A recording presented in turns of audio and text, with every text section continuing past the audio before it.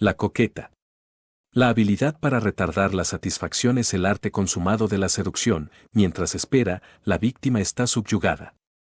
Las coquetas son las grandes maestras de este juego, pues orquestan el vaivén entre esperanza y frustración.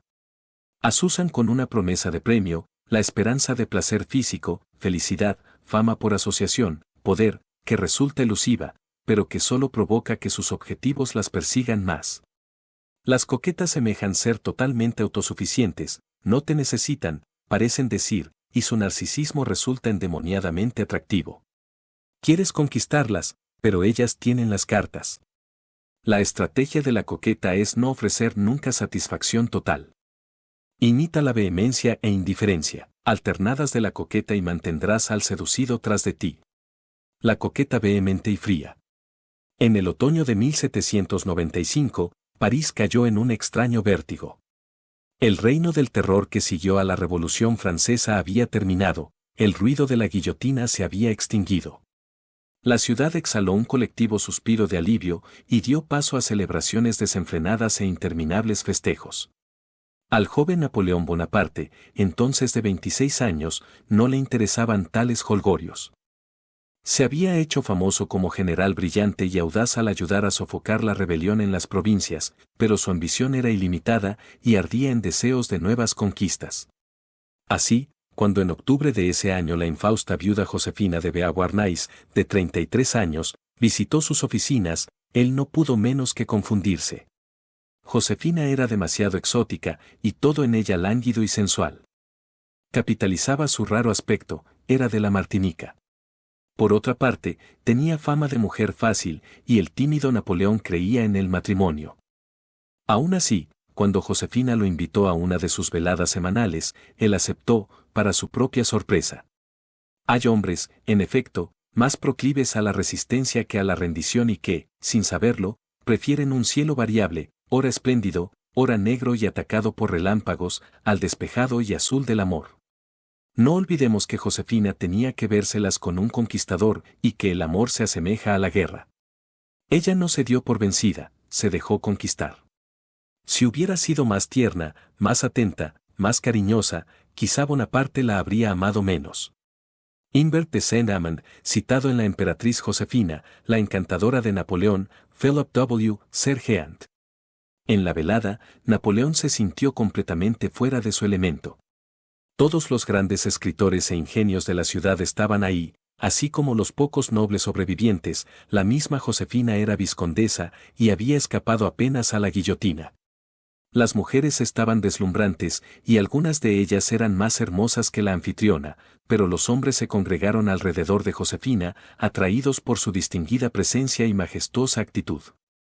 Ella los abandonó varias veces para acudir al lado de Napoleón. Nada habría podido halagar más el inseguro ego de éste.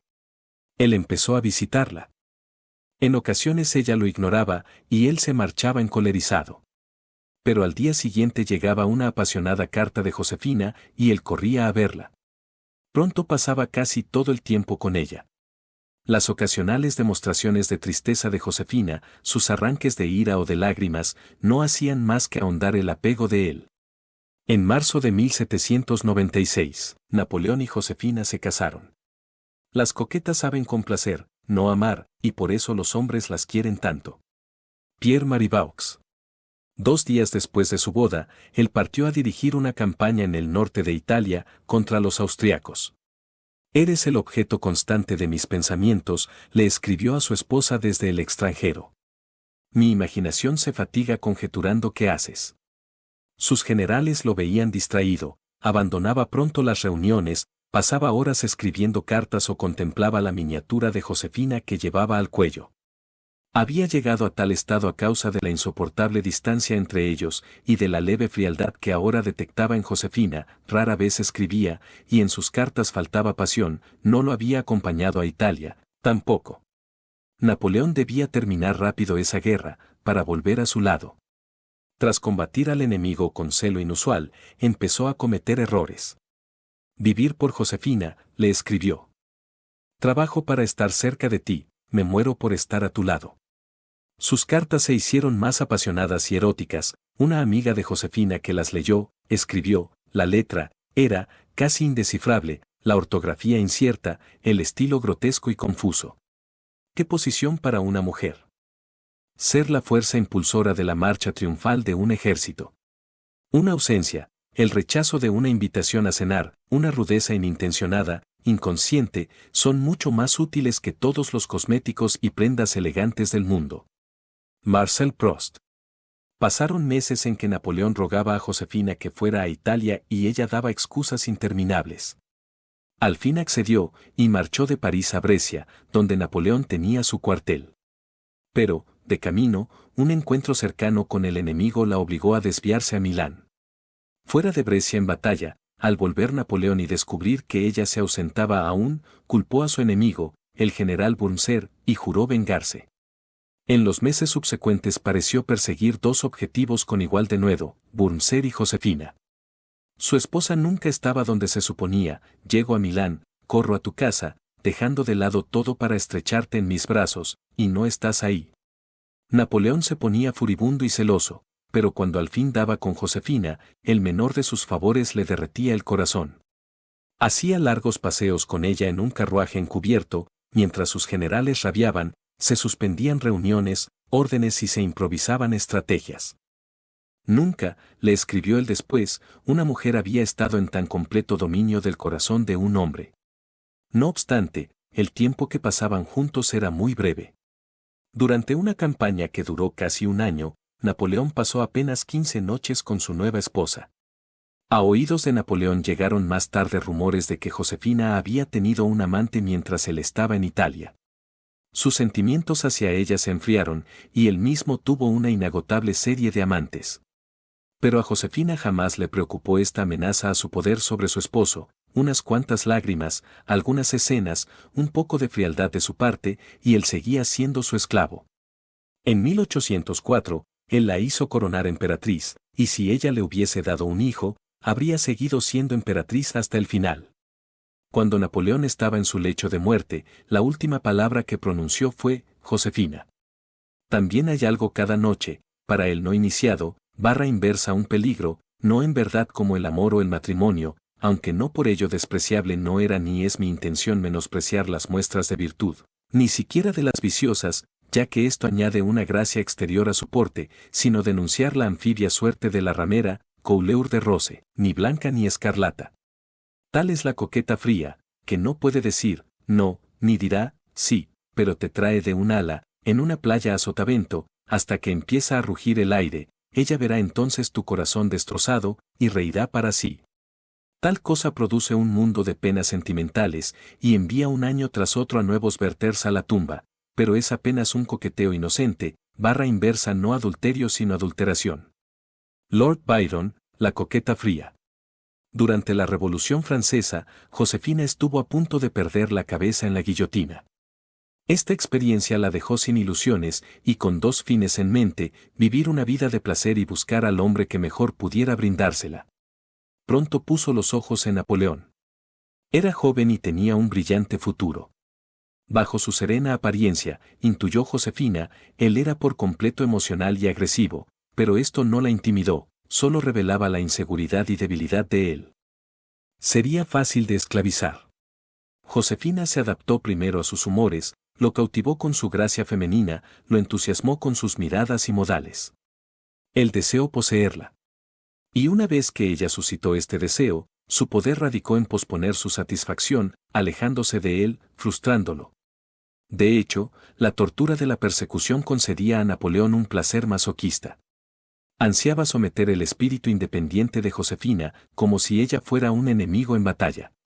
Existe una manera de presentar la causa propia tratando al público con tal frialdad y condescendencia que no pueda menos que notar que aquello no se hace para complacerlo.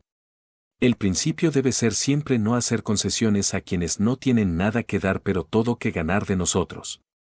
Podemos esperar a que supliquen de rodillas, aun si tardan mucho en hacerlo.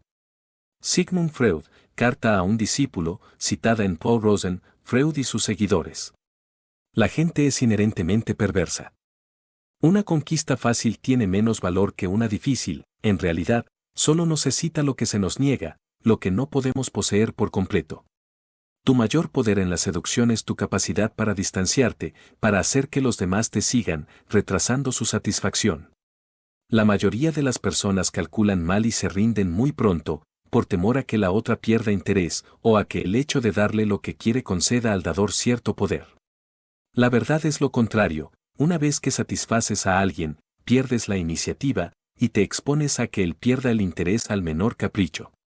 Recuerda, la vanidad es decisiva en el amor.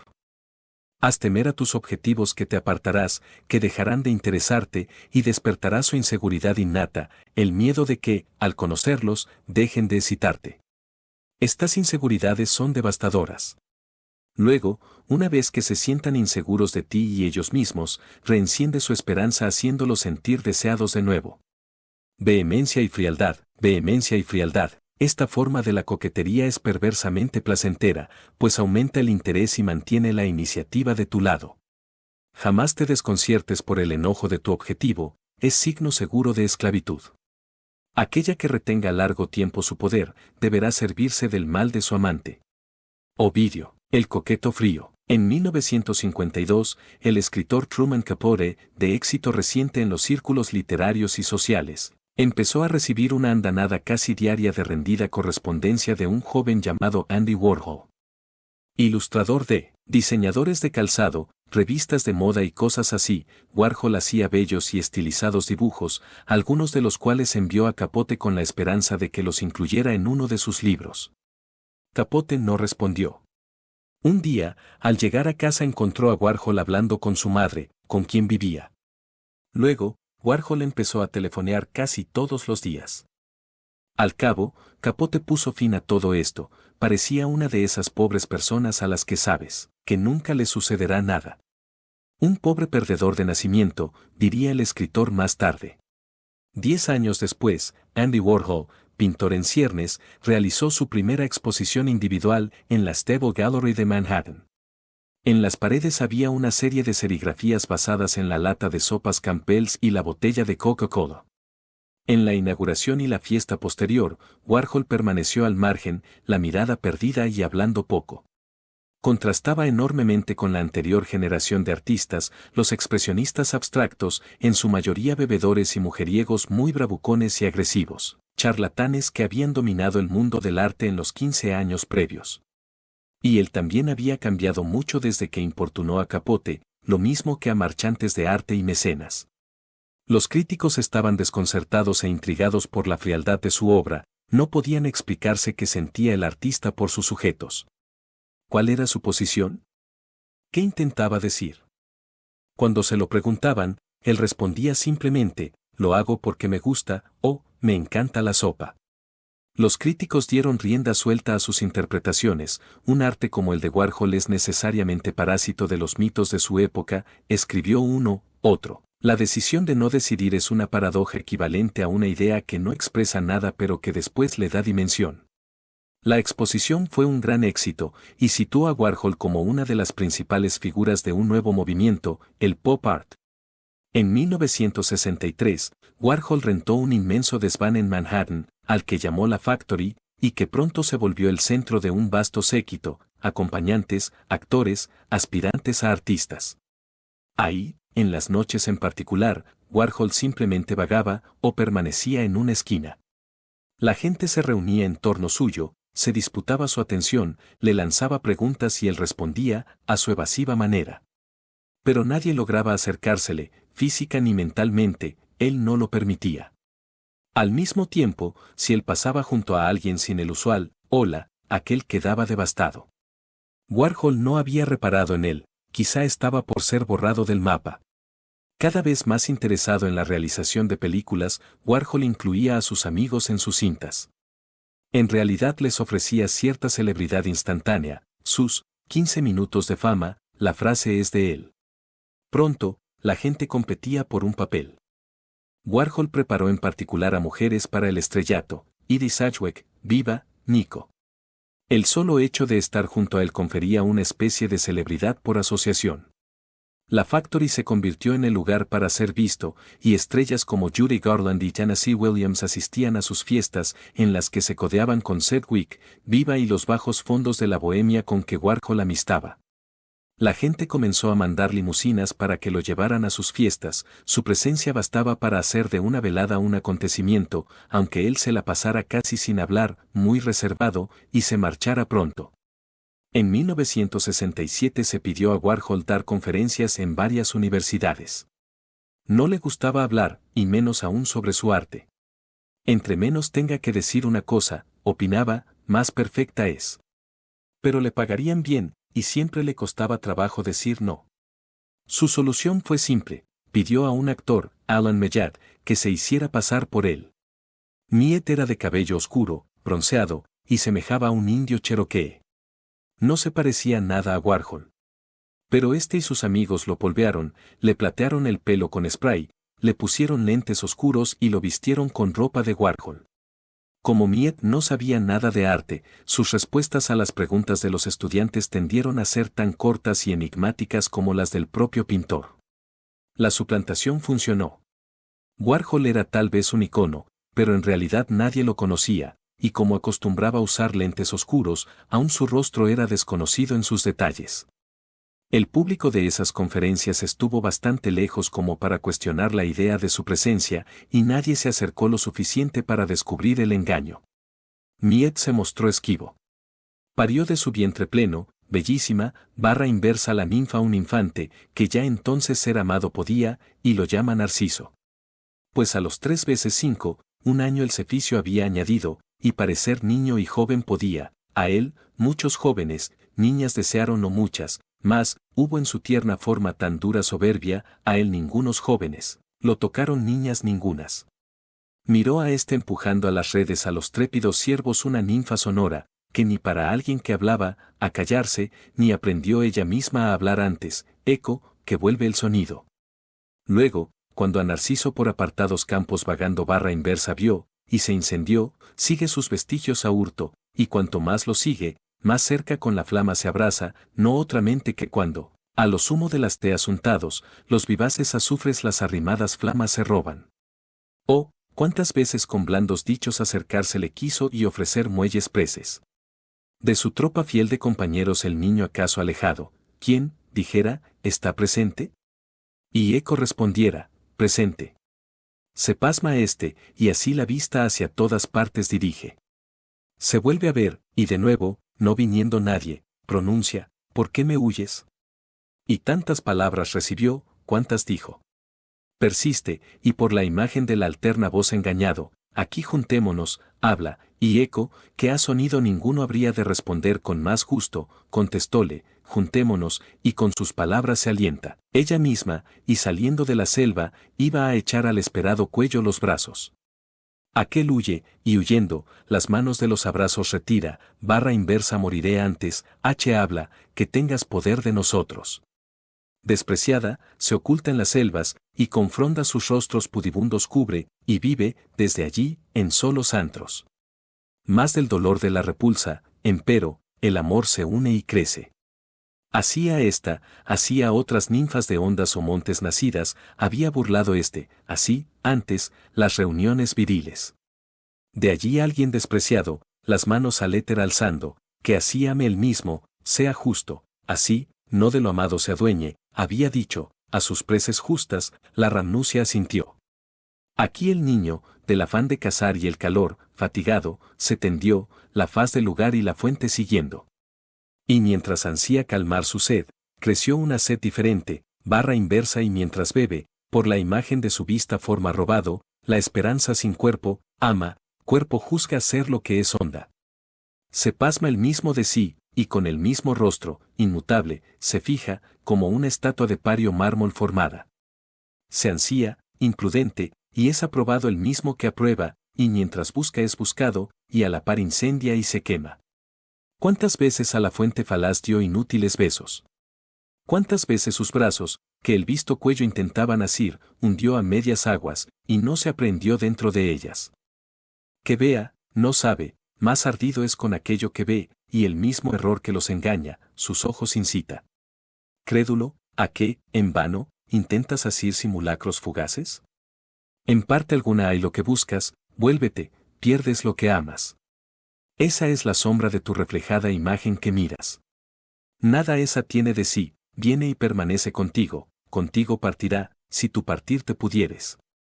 Aquel rindió en la verde hierba su cabeza cansada, la muerte cerró ojos que la forma de su dueño admiraban. Allí también, después que en la inferna sede fue recibido, se miraba en el agua Estigia.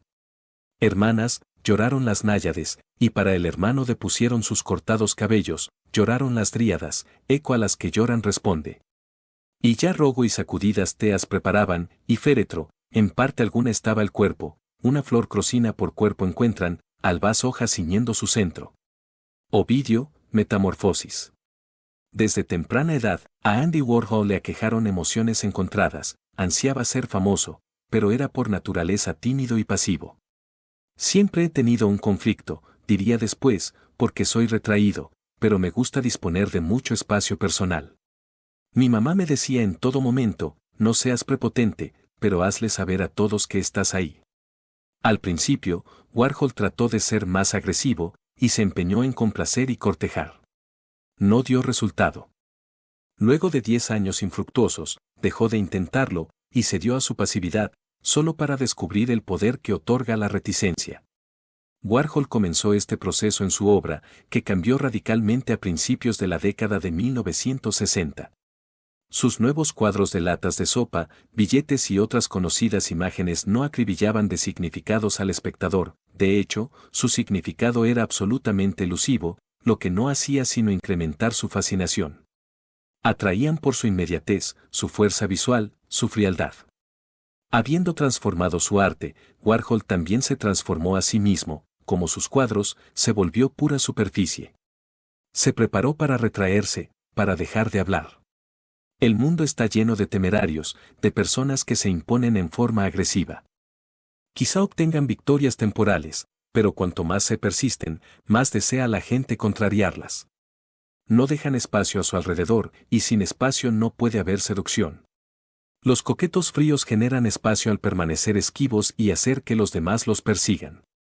Su frialdad sugiere una holgada seguridad, cuya cercanía es apasionante, aunque en realidad podría no existir. El silencio de los coquetos fríos te hace querer hablar. Su contención, su apariencia de no necesitar de otras personas, nos impulsa a hacer cosas por ellos, ansiosos de la menor muestra de reconocimiento y favor.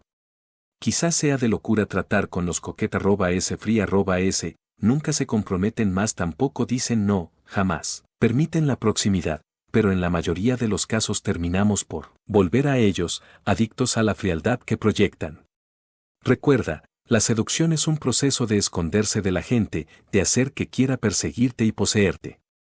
Finge distancia y la gente se volverá loca por obtener tu favor. Los seres humanos, como la naturaleza, aborrecemos el vacío, y la distancia y silencio emocionales nos inducen a llenar el hueco con palabras y calidez propias. A la manera de Warhol, aléjate y deja que los demás se peleen por ti. Las mujeres, narcisistas, son las que más fascinan a los hombres. El encanto de un niño radica en gran medida en su narcisismo, su autosuficiencia e inaccesibilidad, lo mismo que el de ciertos animales que parecen no interesarse en nosotros, como los gatos. Es como si envidiáramos su capacidad para preservar un ánimo dichoso, una posición invulnerable en la libido que nosotros ya hemos abandonado. Sigmund Freud, gracias por haber llegado hasta aquí. Si te gustó este video y crees que puede ayudar a más personas, no olvides darle like y compartirlo. Y si aún no lo has hecho, suscríbete al canal y activa la campanita para no perderte ninguno de nuestros próximos resúmenes y contenidos sobre el poder de la mente y cómo mejorar nuestras vidas. Nos vemos en el próximo video, sigue creyendo en el poder que tienes dentro de ti.